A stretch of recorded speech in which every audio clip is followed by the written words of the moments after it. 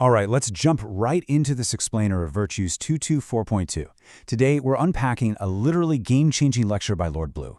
We're looking at how our highest human virtues, things like devotion, wisdom, and service, have been totally downgraded into cheap modern knockoffs.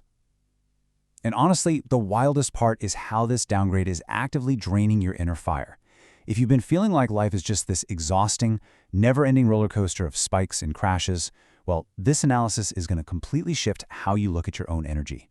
So to figure out why modern life is so draining, we're doing a quick spiritual audit. We're covering 4 main things today: the erosion of devotion, the exact tactics stealing your fire, how wisdom got flattened into data, and the actual truth about service. Let's get to it. Starting off with Chapter 5, Section 1, The Erosion of Devotion, Unplugging the Human Soul. This whole thing didn't just happen overnight. Back in the late 1800s with the scientific pivot, we kind of stopped caring about our inner flame and obsessed over external machines. Like, if you couldn't measure it, it literally wasn't real. Fast forward to the 1970s, the me decade. Our devotion to higher truth got completely hijacked by an obsession with self-image. And then, bam, the 2010s hit us with the digital severance. Smartphones basically became a 24/7 substitute for doing actual inner work. We downgraded from being master students of our own souls to just dependent consumers totally hooked on getting validation from the digital ghost. Lord Blue actually hit the nail on the head here. We're so incredibly reliant on external labels right now to define who we are. But slap a trendy new label on yourself all you want. It doesn't build the inner stability you actually need when life gets tough. Without a solid inner bank account of devotion, those external labels, they're just rearranging chairs on a sinking ship. Moving into Chapter 6, Section 2, Tactics, Stealing Your Fire, or the Mechanics of Distraction. Okay, these 4 tactics are practically the blueprint of our digital world. First, they flood us with fragmented attention, just endless 15-second clips so your mind can't even settle. Then they glamorize the flicker, meaning chaotic drama gets all the hype while quiet constancy is called boring. But get this, tactic number 3 is the cringe protocol. This is huge. It's when people, especially 20-somethings, are literally bullied for showing genuine passion. If you care deeply about something, society calls you a tryhard or cringe. It's this insane peer pressure that makes you hide your light behind a wall of sarcasm. And finally, they rebrand actual vices like sloth or narcissism as honoring your truth or self-care. The thing is, we are hardwired for devotion. We've got to put that energy somewhere, right? So these dark tactics trick us into emptying our spiritual bank accounts into what the text calls secondary devotions. Instead of investing in your highest self, you're pouring all your energy into hero worship, influencer fan clubs, or hyper-curated online aesthetics. You're basically handing over your sacred fire to a digital ghost that doesn't even know you exist.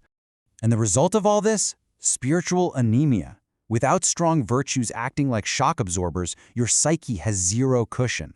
So when life hits hard, you crash hard. The text calls this graduation stagnation.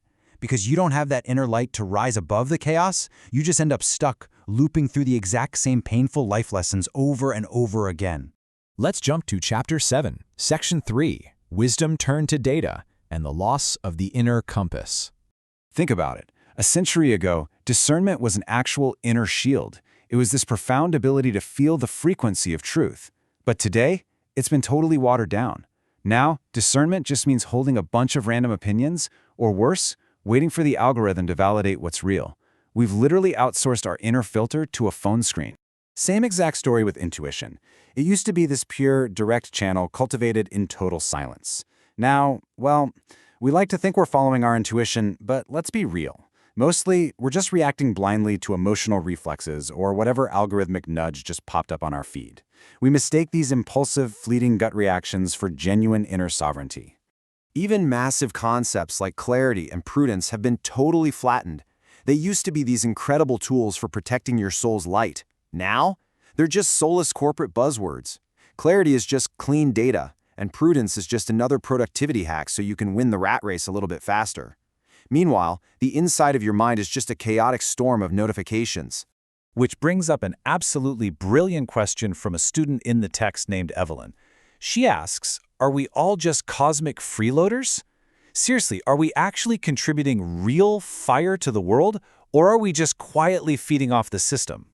And that takes us right into Chapter 8, Section 4, The Truth About Service, External Flow, and Karma. Okay, so true service used to be this deeply sacred, quiet act to clear your own spiritual ledger. You gave, and you expected zero in return. But the modern version? It's usually this loud, performative broadcast designed to boost a resume or get likes online. Yes, the act itself might help someone, but as Lord Blue points out, that performative, self-serving motive secretly hooks your soul. We also do this thing where we totally confuse being nice with being kind. True kindness is a sacred warmth, and honestly, sometimes that means calling out bad behavior with tough love. But the modern knockoff is polite deception. We just people please and change the subject to avoid anything uncomfortable. It's this freezing cold version of kindness that never actually changes anything. And oh, gratitude. Evelyn admits in the text that she used to do this. She'd thank the universe in advance just to manifest a boyfriend. Which, okay, kind of funny, but it shows how gratitude has been brutally downgraded. It used to be this deeply protective feeling of, I have enough. Now, it's just a cheap, transactional manifestation hack. I'll be grateful if it gets me what I want. Guys, that's not a virtue. That's literally just a tactic. Unity has been totally weaponized too. True unity is realizing we all share the exact same source. But what do we have today? Tribal groupthink. We throw around the word community as an excuse to build massive echo chambers and cancel literally anyone who steps out of line with our specific narrative. That's not unity, that's just agreeing on who to hate. When you pull all this together into one audit, the pattern is impossible to ignore. These dark tactics haven't destroyed our virtues, they've just sneakily swapped them out for cheap, highly unstable copies. Service is now careerism. Kindness is deception. Unity is tribalism. And if you try to live your life on these flimsy knockoffs, your system is eventually going to crash, because there's zero real structural support holding you up. But there is absolutely a way out of this trap. The text challenges us to become an evolver. Now, an evolver isn't someone who's perfectly enlightened. It's simply a student who refuses to live on cheap copies anymore. They completely stop letting the crowd and the algorithm define what things mean, and they deliberately get to work rebuilding their own inner bank account of sacred fire day by day. So as we wrap up this explainer and you do your own vibrational audit today, you're faced with a serious choice.